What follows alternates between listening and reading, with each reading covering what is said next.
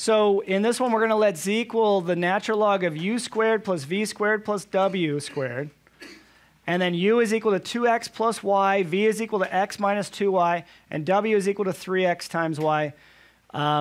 Use the chain rule to find partial z with respect to x, partial z with respect to y when x equals y equals 1. Which one do you want to find? I'll do one of them. Is this one okay? You asked the question. Is that one okay? Okay. So if you're confused, make your diagram. So, whoops, z is at the top of the food chain, right? The top of the chain rule. And then z is a function of how many variables? 3, u, v, and w. So u, v,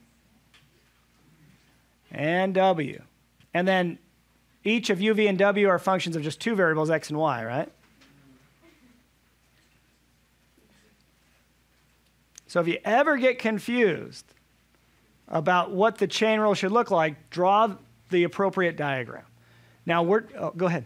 And you always use the funky D whenever your letter has multiple spokes coming off of it? That's a good way to remember it, sure.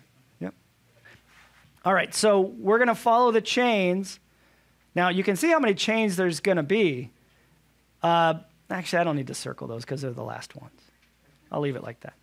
Okay, now we're going to follow the chain. Now, there's going to be, if you think about it, there's going to be 3 terms in your chain rule, right? 3 products that you have to look at. So you're going to take the derivative of z with respect to u, and then if we're doing ultimately with respect to y, you're going to take the derivative of u with respect to y. So you're going to follow that chain and make 1 term out of that, and then follow this chain, make 1 term out of that, follow this chain, make 1 term out of that. So that ultimately the partial of z with respect to y is going to be dz du, funky d's all the way. I'm not going to say it every time though. Partials all the way, right? dz du times what? Just follow the chain. du dy in this case. That's your first term, right? From the first chain that you followed. Okay, and then follow the middle chain. What do you get? dz with respect to v, and then times dv dy. And then your third chain for your third term would be what? dz dw dw dy. Okay, so let's find these values function-wise. What's the derivative of z, that's the natural log function, with respect to u? 1 over, well, the whole thing, right?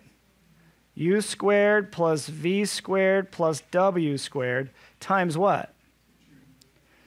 Times 2u, right?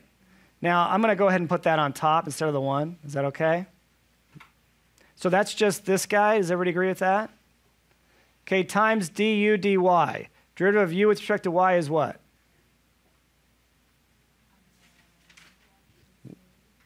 1. So not really necessary to put it in, except it's nice to show work. Okay, so that's the first term. Does everybody buy that? Okay, let's work on the second term. What's the derivative of z, that's the natural log function, with respect to v this time?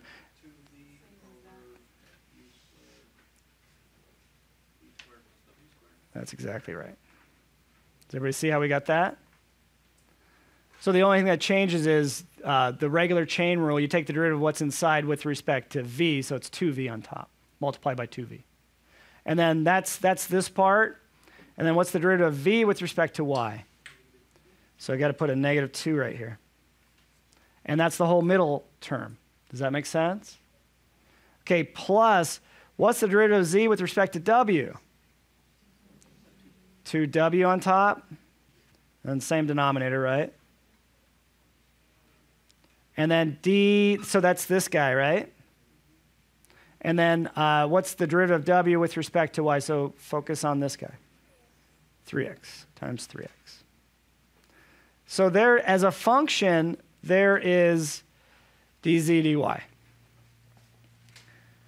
Now, on the test, I might say write it as a function of x and y, and so you'd have to figure out u, v, and w in terms of x and y, and then make that substitution, hopefully not on one like this. That'd be a lot of substitutions. But in this one, it's not necessary because x is equal to y is equal to 1. Just figure out what the numerical value of each variable is and plug in. That would be the easiest way to go here. So let's do that. I'm going to show you. I'm going to show you right now. Whoops.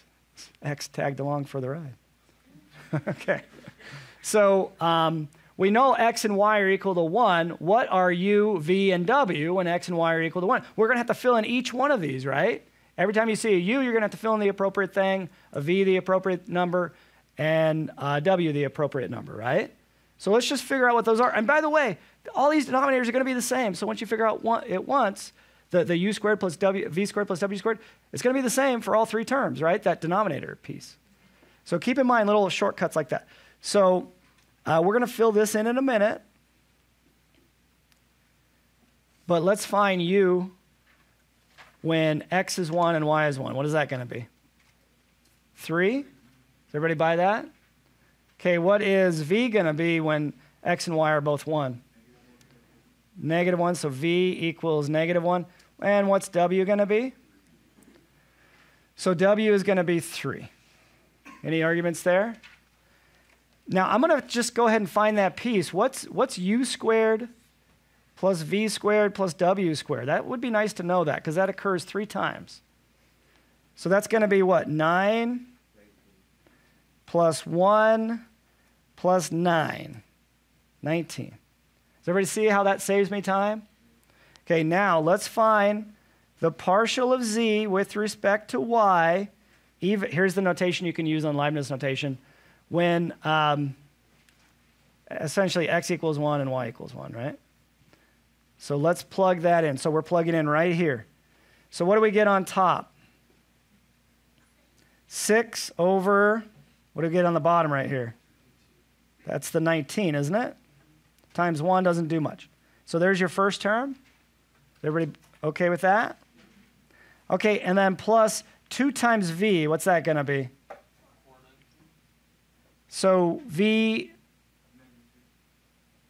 so wasn't v -1, so wouldn't it be -2? Oh, but you're doing that all at once, just to confuse me.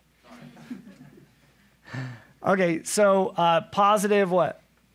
If you want to do it all at once, what do you get? 4 over 19. Does everybody buy that? Okay. And then plus, okay, 2, oh, be careful here. 2 times, let's not do it all at once. What's w? 3. So 2 times w? 6. I'm going to put this piece on top. 3 times x? 3 times x, I looked at the wrong thing. X is 1, so 3 times 1 is 3. Everybody agree with that? So that's the piece that would go on top right here. Okay, and then we know this guy is 19. Okay, now we're cooking. So now we've got 6 19ths plus 4 19ths. That's 10 19ths plus, what is this guy? 18 19ths. So what do we get all together? 28 19ths. Could be worse, right? You could be digging ditches. Always remember that.